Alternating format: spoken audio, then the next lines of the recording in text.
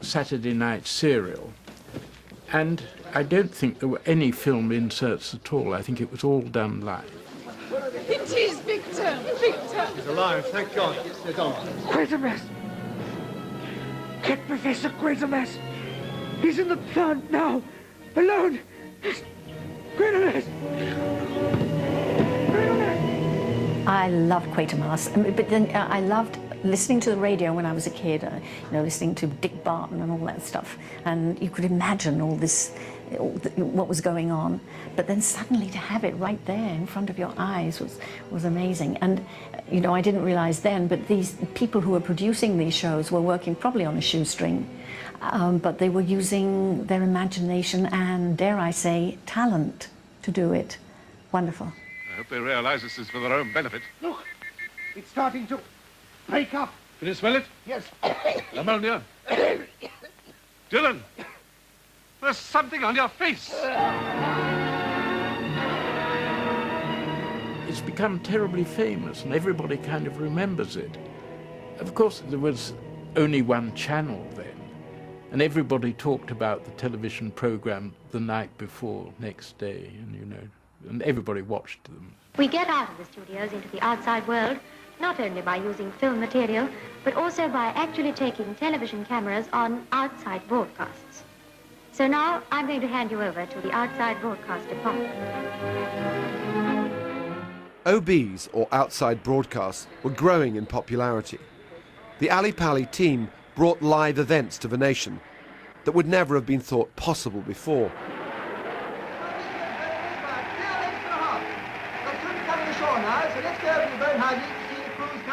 To those who enjoyed the television visit to the Hammersmith Palais last July, it will be good news that television will be visiting a dance hall again during the evening of the 7th of October.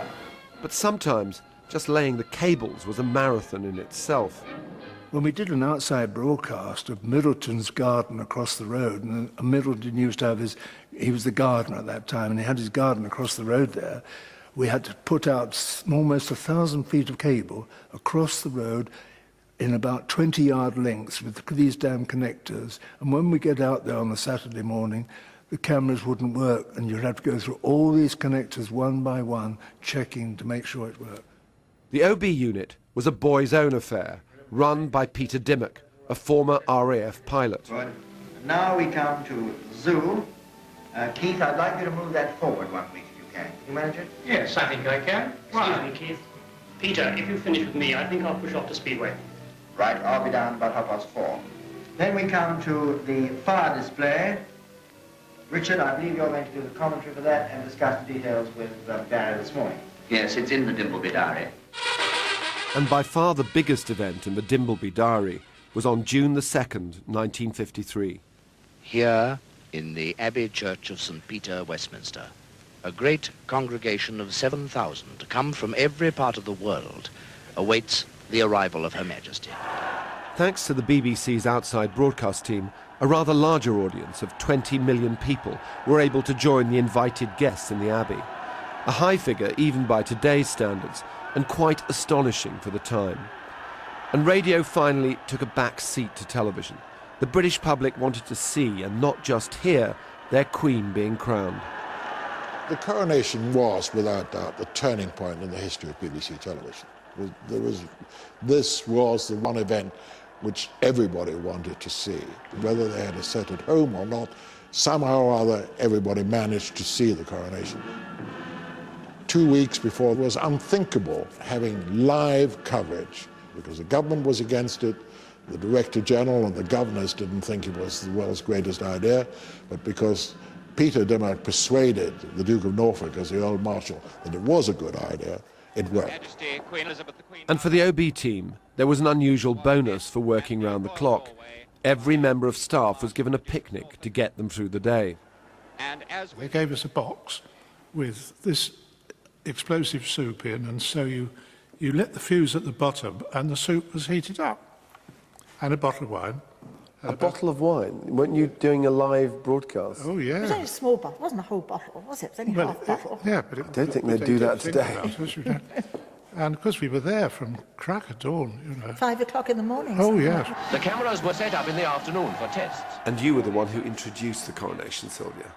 Yes, I did. How was it for you, as they say? Well, it was nerve-wracking because I had to learn a very long opening announcement, and of course I couldn't make a mistake because it was going out live. Do you remember what you had to say? No, of course I don't. The Queen today is dedicating herself before God to the service of her subjects.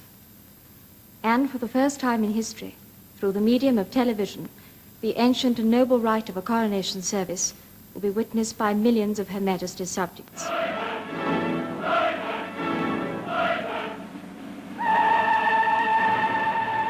Well, there must have been 30 of us in our living room with the Bush 9-inch. And we all had flags, special blue and white and red cake and things. You couldn't put a pin between the people in 1953 in my sitting room, and I fed them. And I had to feed them on things that they could eat like that because there was no room to do that. I remember feeling that, wow, you know, we're actually watching it while it's happening. You know, we are really part of it. And I think that's where television really comes into its own, even to this day. But never before have so many seen the crowning of the sovereign, or so many shared in her dedication in this Abbey church.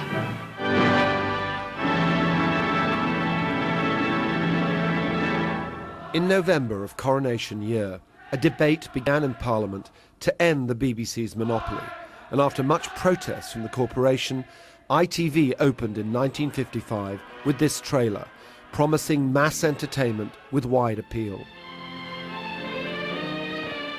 I think one of the most deplorable mistakes ever made in public affairs was made when the BBC monopoly was broken. I think it was shocking. It's interesting, isn't it, that Reith was sulking for nearly 20 years, and then ITV looms, and there he is back again as a champion of the BBC. Reith believed in the monopoly. He thought that the BBC was everything, and that should go on forever and a day.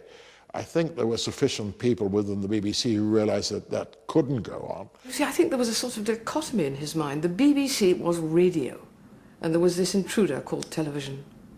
And then there was another intruder, independent television. And rather unusually, he spoke in the House of Lords against this. But I think he must have known that the thing was a fait accompli. It would just carry on, as it were. Well, it did carry on. The BBC survived ITV's arrival, and by 1960, 11 million people had television sets. Mr. Magpie. Oh, Mr. Magpie. Wait.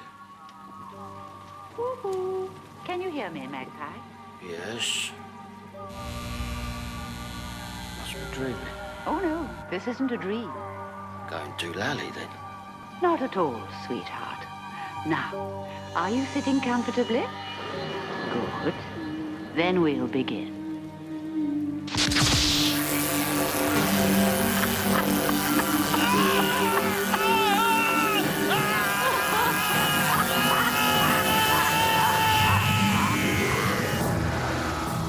Well, viewers have been well and truly sucked into TV in a way that goes far beyond even John Logie Baird's expectations.